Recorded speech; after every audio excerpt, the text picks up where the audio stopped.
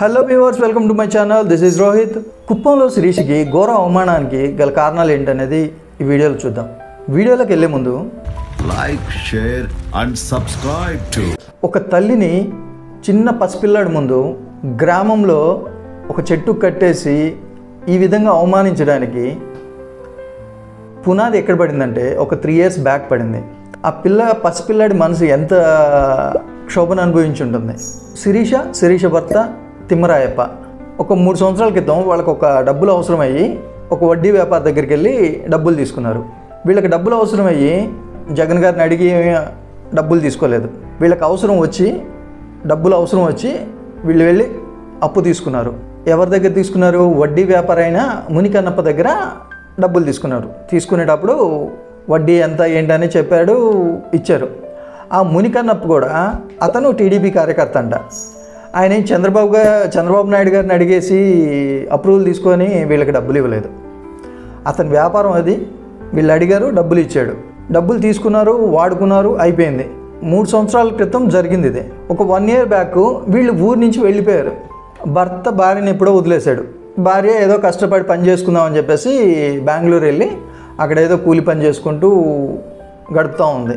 అమ్మాయి బెంగళూరు నుంచి నారాయణపురం వచ్చింది. స్కూల్స్ స్టార్ట్ అవుతున్నాయి కదా, పిల్లాడిని స్కూల్లో జాయిన్ చేపిద్దామని చెప్పేసి పిల్లాడి టీసీ కోసం అని చెప్పి బెంగళూరు నుంచి నారాయణపురం వచ్చింది. వీళ్ళు కాపు కాసి అమ్మాయిని పట్టుకొని చెట్టు కట్టేసి పిల్లాడి చూస్తుండగానే టీసీ చింపబోయి ఏదో నానా ప్రయత్నాలు చేశారు.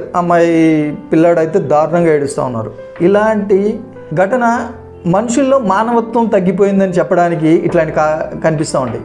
మానవత్వం ఎలా తగ్గిపోతుంది అంటే, మనం ఉండే సరౌండింగ్లో ఉన్న మనుషులు అందరూ ఒకేలా ప్రవర్తిస్తూ ఉంటారు. ఒకడు బూతులు మాట్లాడుతూ ఉన్నారంటే అలా బూతులు మాట్లాడడం అలవాటైపోతూ ఉంటుంది. అది కరెక్ట్ ఏమో అన్న ఫీల్ వచ్చేస్తుంది. ఎందుకంటే మన సర్కిల్ని బేస్ చేసి ఉంటుంది. ఒకడు మంచి మాట్లాడుతూ ఉంటే మంచిగా వస్తుంది. ఇట్లా నేను న్యూస్లో కూడా చాలా గమనిస్తూ ఉన్నాను. న్యూస్లో చెప్పేటప్పుడు కొంతమంది న్యూస్ ఛానల్స్ వస్తూ ఉన్నాయి. ఓకే, నేను బాగా ఇష్టపడే కొన్ని ఛానల్స్ ఉన్నాయి.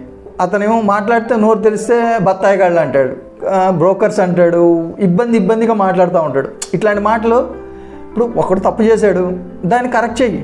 మీరు తప్పు చేశారు, నేను చెప్పాను, మీరు కరెక్ట్ చేసుకుంటారేమో అని. లేదు, మీరు అలాగే ఉన్నారు. సమాజానికి మనం మంచి చెప్తే మంచి అలవాటు అవుతుంది, బూత్ చెప్తే బూతే అలవాటు అవుతుంది. ఈ న్యూస్ ఛానల్స్ చెప్పే విధానం వల్ల జనాల్లోకి బూతులే వెళ్తున్నాయి. ఎవరైనా ఒక కామెంట్ పెట్టండి మంచిగా అంటే మంచిగా పెట్టడం రాదు. నోరు తెరిస్తే బూతులే వస్తుంటాయి ఏ ఛానల్లో. ఇప్పుడు ఎలా అయిందంటే ఒక వర్గాన్నో లేదంటే ఒక పార్టీనో, అరే పార్టీలు అనేవి సపరేట్ మనల్ని బాగు చేయడానికి వాళ్ళు సృష్టించుకున్నాయి. మనం ఎలా ఉండాలి అనేది మనం చెప్పాలి. పోలీసులు ఏం చేస్తున్నారని పోలీసులు క్వశ్చన్ చేశారు. పోలీసులు ఎక్కడో ఉన్నారు. ఈ నారాయణపురంలో వచ్చిన అమ్మాయికే తెలియదు, వాళ్ళు వచ్చిన అమ్మాయి అప్పు చేసిన అమ్మాయి, ఈ అమ్మాయికే తెలియదు వాళ్ళు పట్టుకొని కొడతారన్న విషయం. మరి పోలీసులకి ఎలా తెలుస్తుంది ఈ అమ్మాయిని పట్టుకొని కొడతారని?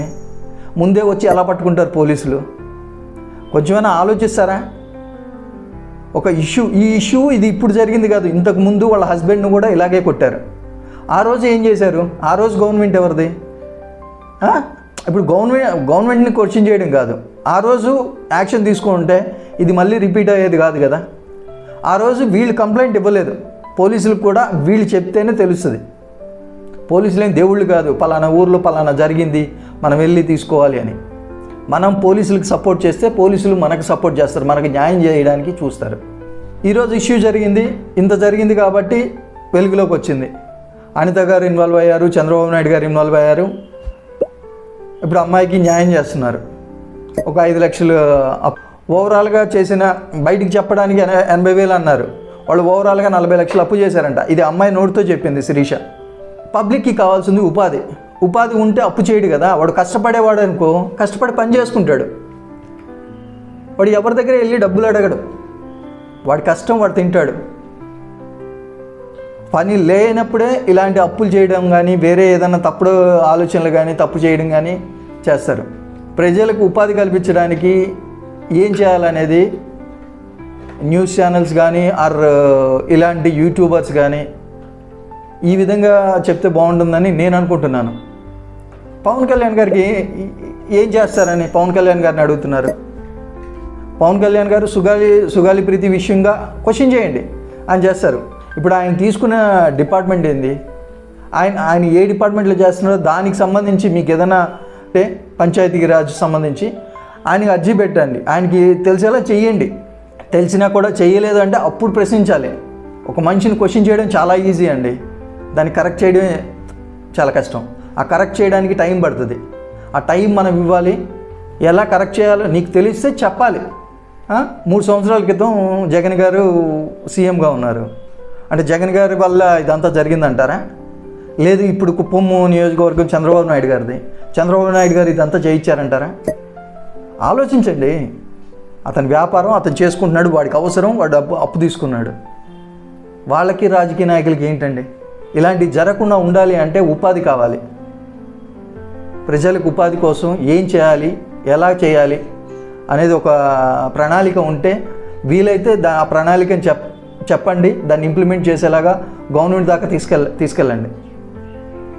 నోరుంది కదా అని చెప్పేసి ఎలా అంటే అలా బూతులు మాట్లాడడం, ఎలా అంటే అలా చేయడం అది కరెక్ట్గా అనిపించలేదు నాకు. Thank you very much. Like, share and subscribe to